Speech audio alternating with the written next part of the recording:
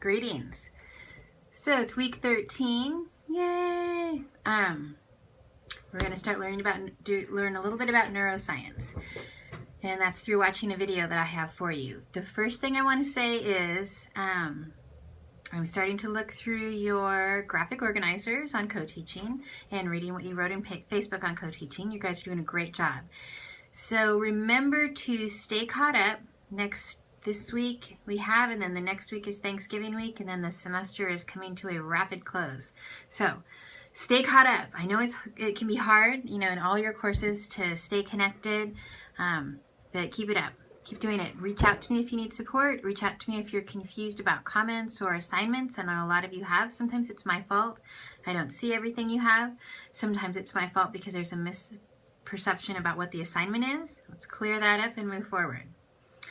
So week 13, neuroscience. First off, what is neuroscience and why do I think it's important?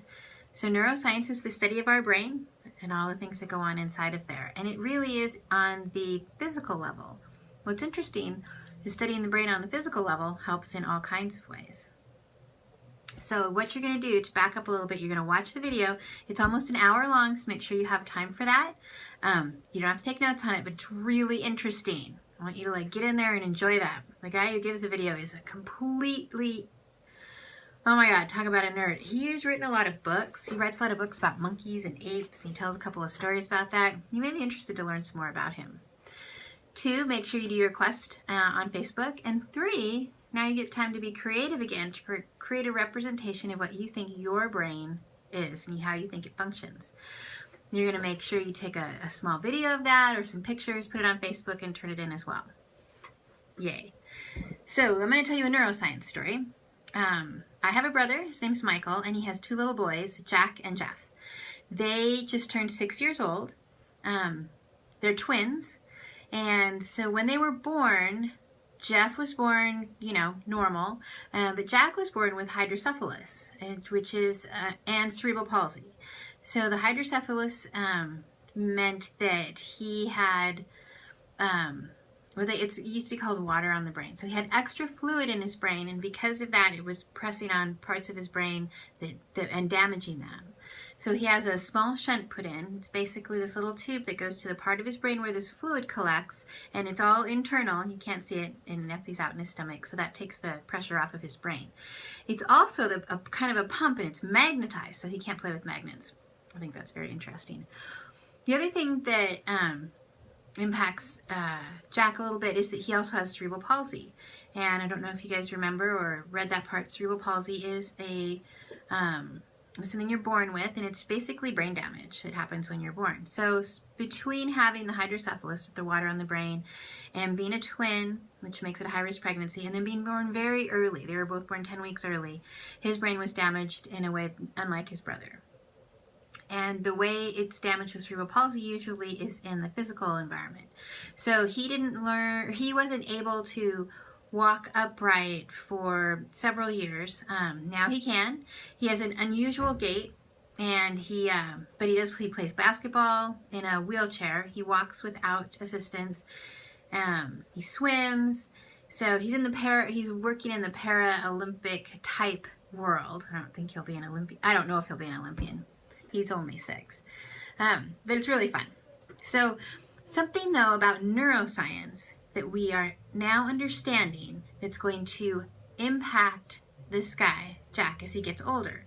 And that is, we know that now the front part of the brain is very neuroelastic.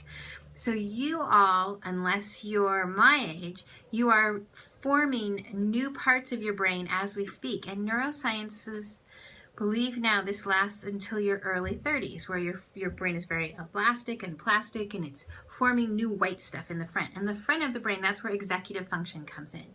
So how we decide what to do and when to do it, and how we keep things in order, all the executive functioning, your boardroom is right up there, deciding what's most important, what's not important, and why, and what's impacting that.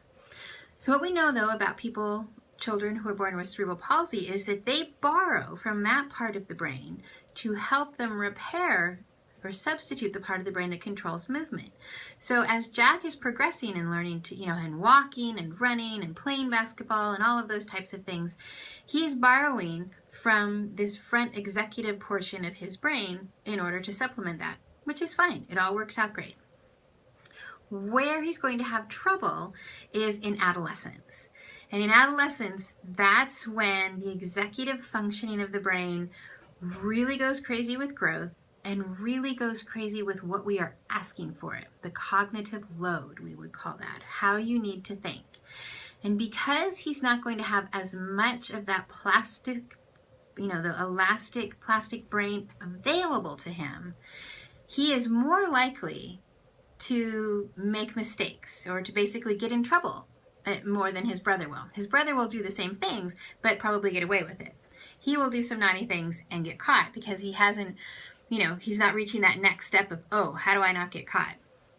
This is fine. With the right support, the two of them will end up in the same place. What's important, though, is for the people around him, his parents, his educators, his support group, to understand that he isn't not making a lot of the same decisions or these really great executive functioning decisions because he's a bad kid. He's doing it because, oops, he used part of that brain and needs a little more time to grow the rest of it than his brother does. So it's just wonderful to know that. So as opposed to being punitive or punishment oriented with him, the idea is to be supportive with him and help him get through that. So that is neuroscience and how it can help us. So I hope you enjoy the video. If you have any questions, let me know, and I hope you're having a great week.